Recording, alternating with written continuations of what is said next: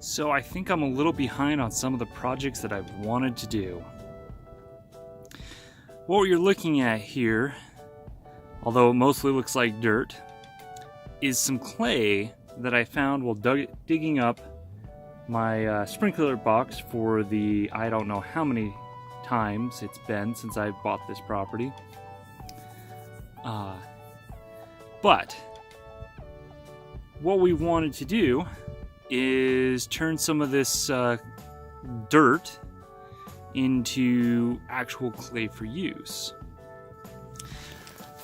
So I'll let you come on the journey. I've got a little bottle here, and we'll just take this and best as we can collect this. Now, when I originally acquired this, it all looked more like this, or like this nice, let's see if this will focus. Wow. It doesn't want to focus real close. They were all nice angular pieces like this one. Unfortunately, because I'm behind on things that I'm trying to get done,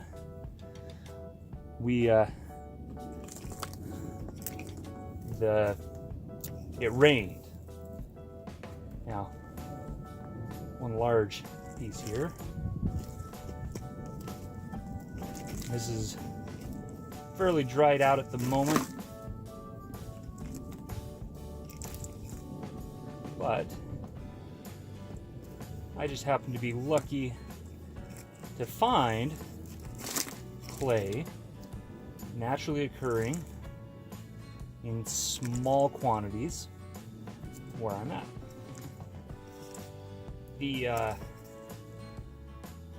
I've seen other YouTubers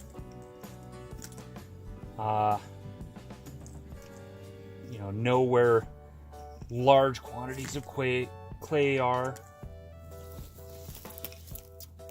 and the King of Random is one of those that went out to a stream bank and gathered up stuff from the stream bank and used that to acquire concentrated clay.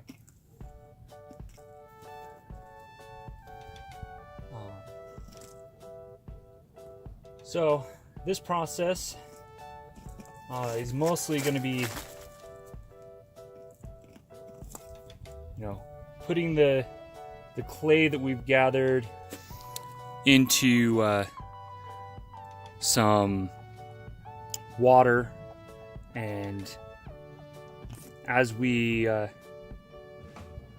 use that to separate the heavy stuff at the bottom, and the rest of the clay will be somewhere towards the top, and then we'll filter it down eventually.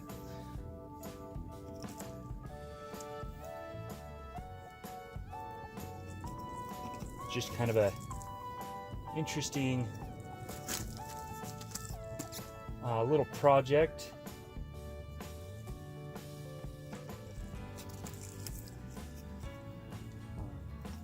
I'm not going to gather a whole lot because obviously the container that I have is not real big.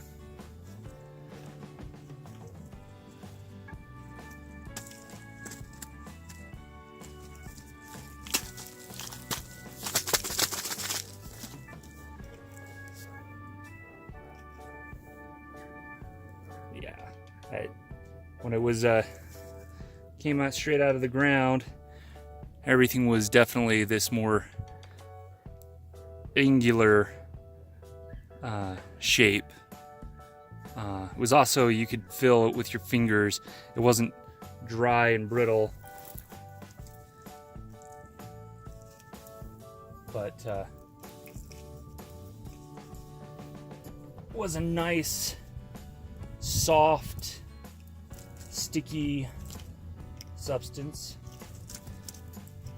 We'll definitely go through the process of cleaning this down and filtering it out.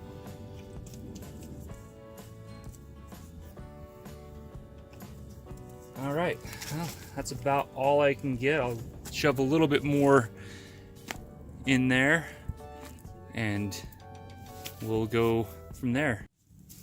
All right, let's see if we can get some water in here.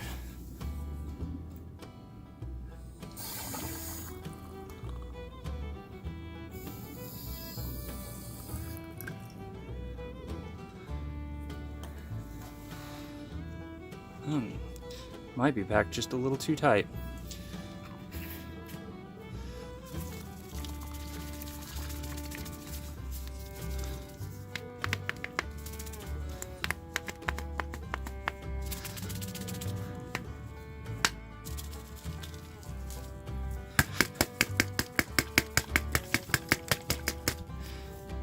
Yeah, maybe I should have only filled this 3/4 of the way.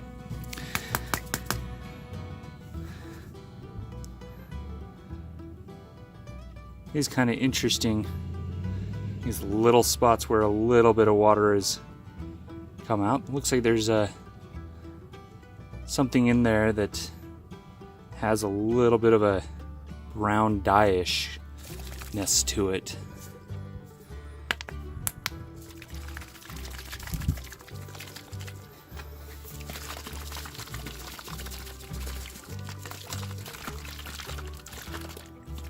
Oh, that's gonna make somebody dizzy. Wah.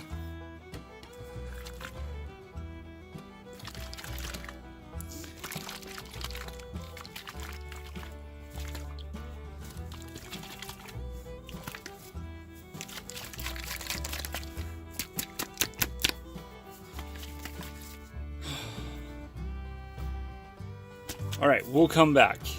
And hopefully by then I've got water through all the layers in here. I don't know how well you can see into the bottle, but that's gone down a little bit. Still a large portion of this that's still not quite got enough moisture. There's a big lump in there that I can see. Probably should have taken the opportunity while I was working on this to break down some of the pieces a little bit more while they were nice and dry and brittle. Okay, so filled that back up and we'll go back to shaking until we can get that in. All right, so what we found was our bottle of clay was not quite big enough. So we poured some of it into a second bottle. Still not quite big enough. We're going to go for a 2 liter now. Some decent amount of separation in the between the water and the clay. This bottle was actually better, but I just shook it up so you can't see. We had about this much, almost half.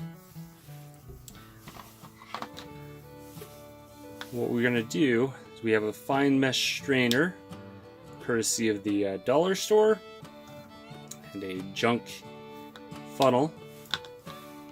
And we're going to pour the clay mix, clay and water, into the 2 liter and strain it out at the same time. So let's get going.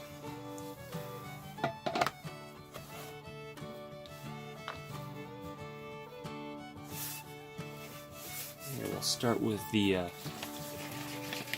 bottle that was a little bit more. Oh, it's going to be a little harder to open this than I thought.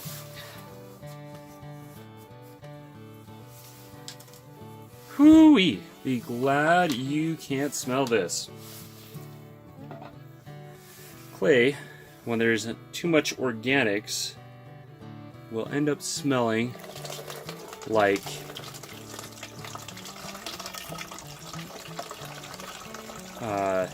rotten eggs. And that is the smell that I have here.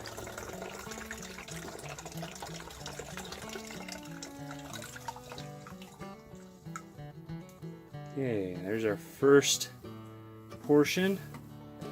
I'm going to pause for just a quick moment while I get a little bit of water to rinse that. Alright, back with some more water.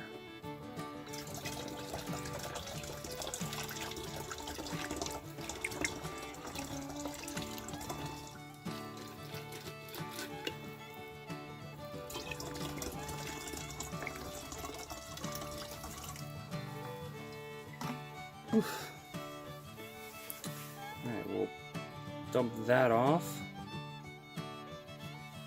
Alright, now we got our second bottle. This is got a lot more heavier, thick stuff in it.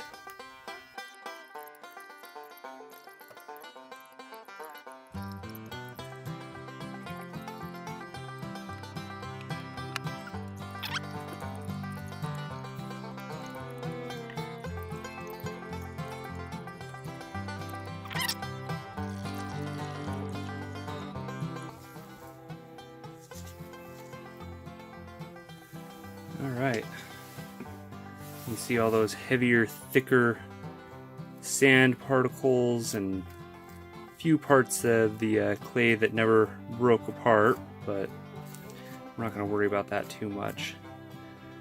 Mostly wanted to get those heavier, thicker pieces of sand out. We have a nice, smooth clay when we're done. Now you're probably asking yourself, if it stinks so bad, why would you use it? I'm not exactly sure. But according to some potters forums that I was reading, the bad smell actually means that the clay will be more smooth and be better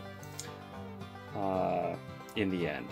I'm not entirely sure, but that's what they said. So we'll go with this. The big thing at this point is it needs to age. And so we're going to start with aging it in the water, and we'll move on to another portion where we'll age it with we'll separate the water out from this, and once we've separated the water, we'll go through and